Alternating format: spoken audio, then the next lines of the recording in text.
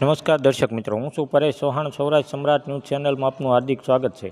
ડાંગ જિલ્લાના સ્વાતંત્ર્ય સેનાની એવા ઘેલુભાઈ ગુલાબભાઈ નાયકના છોકરા અરુણભાઈ ઘેલુભાઈ નાયકનો છોકરો ડૉક્ટર સૌરભ અરુણભાઈ નાયક, જેઓ ભારતીય વહીવટી સુધારા અને જાહેર ફરિયાદ પરિષદ સેલના રાષ્ટ્રીય અધ્યક્ષ, યુવા સેલ, રાષ્ટ્રીય માનવાધિકાર પરિષદના ગુજરાત રાજ્યના રાજદૂત તેમજ નાગરિક સુરક્ષા કાનૂની ખાતાના ગુજરાત રાજ્યના સચિવ શ્રી ડૉક્ટર નાયક સૌરભ અરુણભાઈ નાયક અને એક એસવીએનઆઈટી ભૂતપૂર્વ વિદ્યાર્થી સંગઠન સુરત દ્વારા બ્લેન્કેટ, ધાબળા, વિધવા મહિલાઓ અને સિનિયર સિટીઝન વર્ગને બ્લેન્કેટ આપવામાં આવ્યું છે. ત્યારે ડૉક્ટર સૌરભ નાયક દ્વારા માઈપુર ગામને દત્તક લેવામાં આવ્યું છે, જેને લઈને આખા માઈપુર ગામમાં હર્ષોલ્લાસનું વાતાવરણ જોવામાં આવ્યું છે.